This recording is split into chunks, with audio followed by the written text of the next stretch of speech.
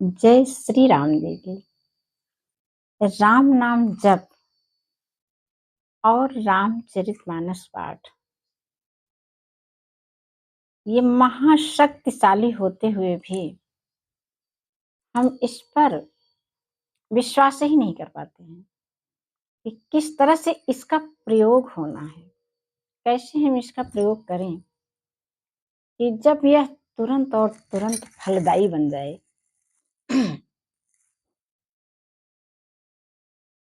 वह अपने आप में शक्तिशाली है, लेकिन उसकी शक्ति हमसे जुड़ती कब है? जब विश्वास हो रामचरितमानस पर, राम नाम जप। कहा जाता है कि भगवान के चरणों में मन लगाइए, मन लगाइए। तो भगवान के चरण कहाँ हैं? अरे भगवान हमारे आसपास से ही हैं। हमारी माता में, हमारे पिता में, भाई बहन में, पति में, पत्नी में, बच्चों में, सब में तो वही हमारे चारों तरफ लगे हुए हैं। जिस दिन हम सभी अपने आप को यह समझा पाएंगे, यही यही माँ का चरण ही श्री राम का चरण है, और इसी में मन लगाने पर श्री राम को प्रसन्नता होगी। और श्री राम जी हैं कहाँ? वो मेरे अंतस्थल में बहुत बहुत तरह तरह के रूपों में बैठे हुए हैं, और वे देख रहे हैं। कहा जाता है कि जैसे हम लोग अपने आसपास सीसीटीवी कैमरे लगवाते हैं, वैसे ही भगवान श्री राम जी का कैमरा हमको चारों तरफ से देख रहा है।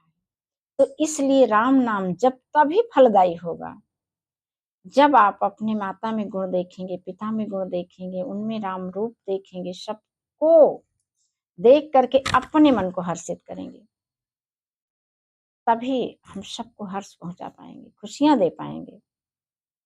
और ये सब हमको मिलेगा कहाँ से?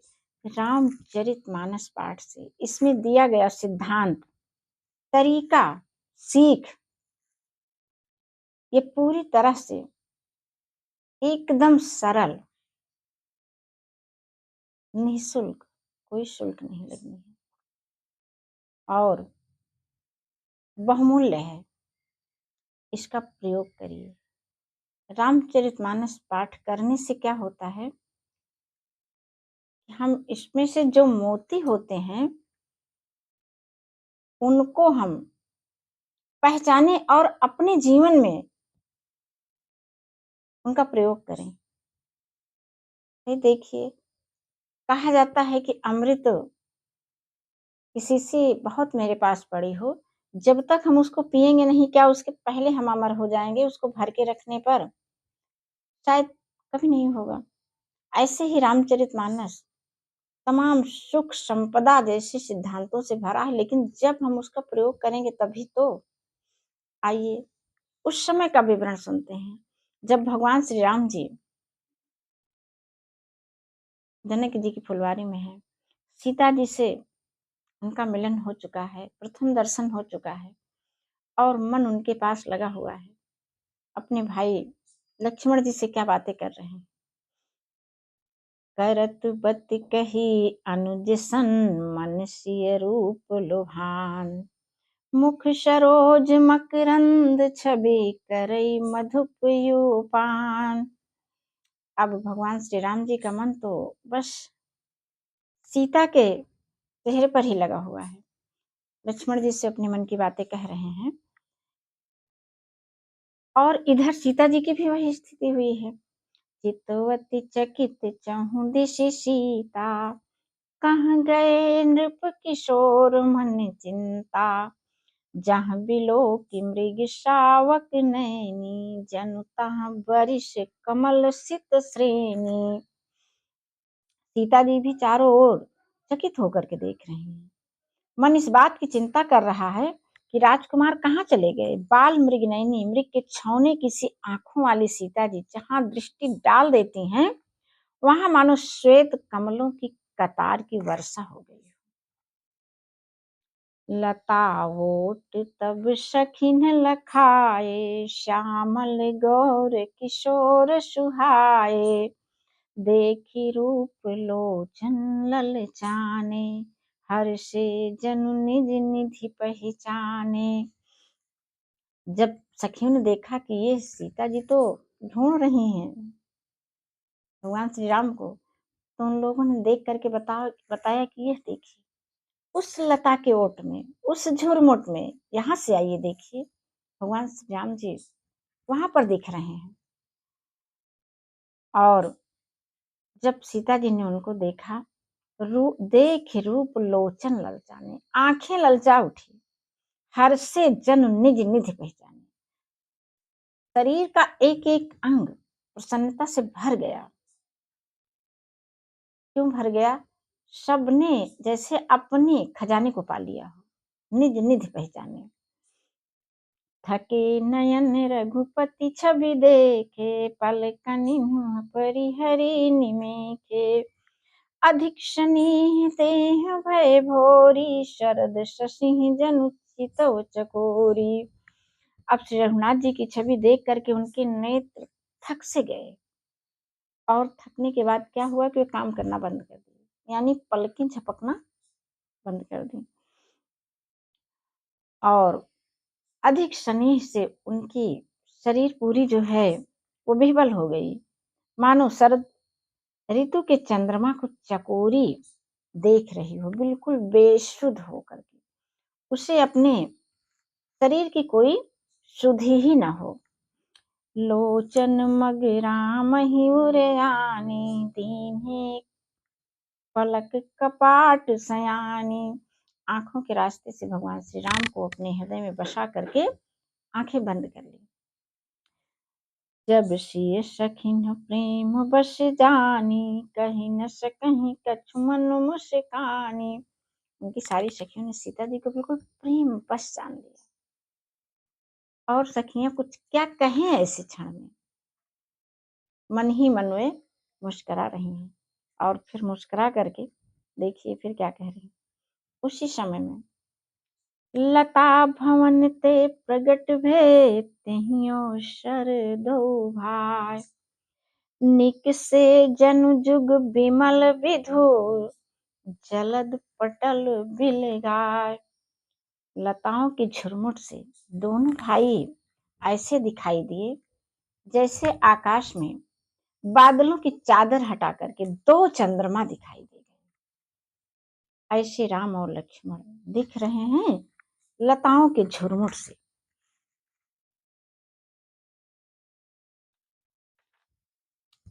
और उनकी शोभा कैसी है? शोभा सीम सुभग दो वीरा, नील पीत जल जाभ शरीरा। मोर पंख शिर शोहत नीके, गुच्छ बिच बिच कुसुम कली के। दोनों सुंदर भाई शोभा की सीमा है, अर्थात इसके बाद जो है इतना सुंदर कोई नहीं। उनके शरीर की आभा नीले और पीले कमल की सी है, सिर पर सुंदर मोर पंख सुशोभित है। ये सारी सुंदरता हमको कब दिखती है? लाख सुंदर चीज हो, हमारी आंखों में भी तो उनको देखने लायक हमारी आंखें भी तो हों। एक माता को अपना शिशु,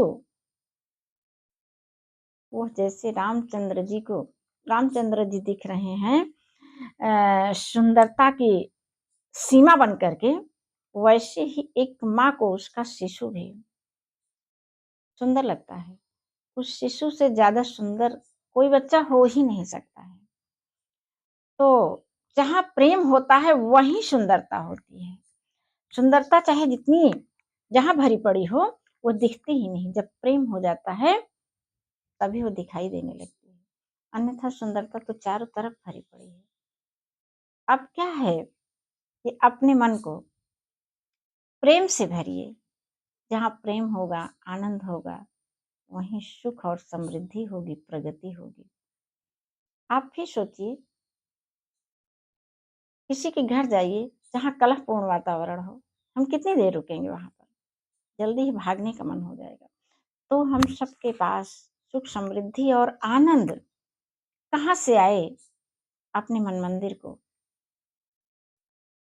प्रेम से भर दीजिए और फिर देखिए कैसे सब कुछ आपकी तरफ खींचा चला आता है स्वतः। भाल तिलक श्रम बिंदु सुहाए, श्रवण सुभग भूषण छवि छाए, बिकट भ्रिकुटि कच घूघर वारे, नौ सरोज लोचन रत्नारे। माथे पर तिलक और पसीने की बूंदें शोभायमान है, कानों में सुंदर भूषणों की छवि छाई हुई है, टेढ़ी भौएं और घुंघराले बाल हैं, नए लाल कमल के समान रत्नारे नेत्र हैं। ये सब सुंदरता